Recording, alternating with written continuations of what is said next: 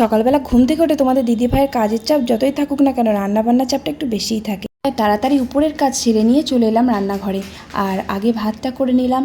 আর আজকে আবার সজনের শাক আর ডাঁটা দুটো এনেছে, তাই ডাঁটাটা আজকে করবো না, শাকটা ভেজে নিলাম। আর কয়েকটা জলখাবার খাওয়ার জন্য পটলও ভাজলাম। আর আজকে আমার বরমশাই উচ্ছে এনেছে, বললো আলু দিয়ে ভাজতে, তাই আলুটা উচ্ছে দিয়ে একদম মরমরে করে ভাজা করলাম। আর কাতলা মাছ এনেছে, কাতলা মাছটা একদম ঝালঝাল রসা করে নামিয়ে দিলাম। আর তেঁতুল দিয়ে টক ডাল করলাম। আর চুনো মাছও এনেছে, মৌরলা মাছ। মৌরলা মাছটা জানোই তো, তোমাদের দিদিভাই আলু আর বেগুন দিয়ে খেতে ভীষণ ভালোবাসে। আর বাবা জানো তো আলু বেগুন দিয়ে খেতে ভালোবাসে না, তাই বাবার জন্য একটু পেঁয়াজ দিয়ে অল্প মতো ঝাল করে দিলাম। আর আমাদের মাছটা আলু বেগুন দিয়ে বেশ মাখা মাখা করে তরকারি করলাম। আমার তো এই তরকারিটা খুব প্রিয়, আমার এই তরকারি দিয়ে ভাতটা খাওয়া হয়ে যাবে।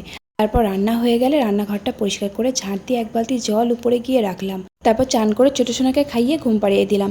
আর আজকের দুপুরের মেনুটা কিন্তু ফাটাফাটি ছিল। ভালো লাগলে একটা লাইক করো।